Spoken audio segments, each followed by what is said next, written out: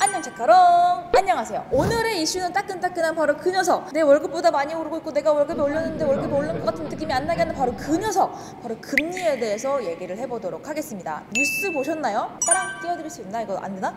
18시간인가 16시간 만에 50만 원을 넘게 떴더라고요. 제목이 뭐였는 줄 알아요? 신차 살 때 이율이 11%입니다. 에요. 금리가 오르긴 하거든요. 그래서 보통 뜨문뜨문 오릅니다. 신차를 샀던 분들의 가장 큰 이유가 이자를 적게 낼 수 있다라는 거였어요. 그 말은즉 현대자동차에서 현대캐피탈을 사면은 금리를 굉장히 낮춰줬거든요. 진짜 운 좋으면 거의 1%대, 거의 무이자에 가까울 만큼 신차를 살 수가 있다 보니까 많은 분들이 중고차 이자보다 신차가 낫지라고 선택하셨던 분들이 많아요. 근데 이번에 금리가 폭등을 하면서 어떤 사태가 벌어졌는지 알아요? 계약을 취소하는 사람들이 엄청나게 늘고 있습니다. 그러다 보니까 이런 얘기가 있었어요. 제대할 때 차를 받는다. 지금은 이게 바뀌었습니다. 업무 중에 병장도 달기 전에 차가 나온다. 이런 말이 있는데요. 준비가 되지 않은 상태의 차가 바로바로 나와버리는 거죠. 왜? 앞전 계약자들이 취소를 하고 있으니까요. 아니 그 이자 얼마나 올렸다고 그렇게 취소를 해? 어차피 몇 프로 오른 거 아니야? 라고 생각을 하실 텐데요. 준비되셨나요? 이번에 최대 금리 찍은 게 얼마인 줄 알아요? 11%예요. 5.5배예요. G80에 한번 비교를 해봤어요. G80 중에서 깡통이 5,500만 원이거든요. 36개월에 2%였을 때 얼마였을까요? 월 할부금이 157만 원이었고 이자가 171만 원 정도였어요. 생각보다 나쁘지 않은 이자거든요. 근데 11%. 차량 가격은 동일하게 5,500만 원인데 이율만 11%로 올랐다고 해서 할부금이 엄청 올라가요. 157만 원이랑 180만 원이랑은 엄청난 차이예요. 이게 어떤 정도의 가격 차이냐면 깡통이 아니라 풀업을 뽑았을 때 정도의 가격대예요. 말이 안 되는 거거든요. 엄청나게 차이가 있는 거예요. 실제로 보니까 이자 실 납부액이 982만 원이에요. 5배가 올라서 이자만 더 내는 게 811만 원이에요. 이자로만 내는 금액이 엄청나게 차이가 크다는 거예요. 인기가 많은 캐스퍼 차량으로 넘어가 보도록 하겠습니다.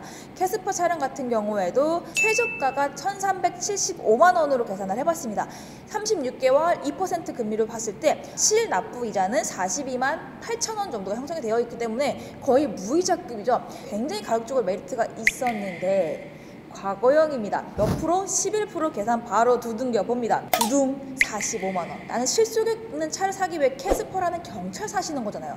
근데 39만 원과 45만 원은 꽤나 큰 갭 차인데요. 이자 들으시면 뒷목 잡으실 거예요. 짜투리 빼고 245만 원으로 이자가 정말 눈덩이처럼 부어 올라갑니다. 계약 당시 이율이 아니라 실제로 차량을 인도받을 때 이율을 따진단 말이에요. 작년에 2%대 오케이 좋아 하고 딱 계약했던 분들 갑자기 20만 원 30만 원 월 납입액이 늘어나요.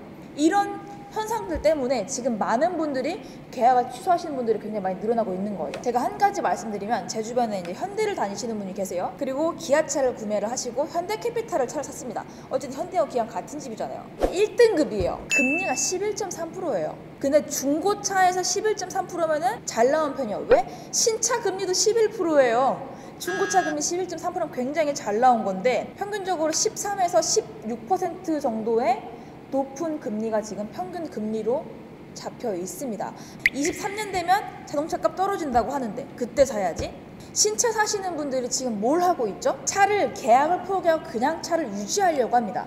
그러면 중고차 시장에 나와야 하는 이 차들이 안 들어옵니다. 물량 자체가 애초에 줄어들고요. 그럼 수요와 공급에 따라서 가격이 높아지는 게 맞긴 한데 연식이 짧고 신차급인 차량들만 이 영향을 조금 더 많이 받기도 하고요. 가격대가 저렴한 차량들도 수요가 많아지다 보니까 가격이 많이 안 떨어졌어요. 현대도 올라가다 보니까 우리도 그 서비스를 맞추기 위해 중고차도 올라갈 수밖에 없어요.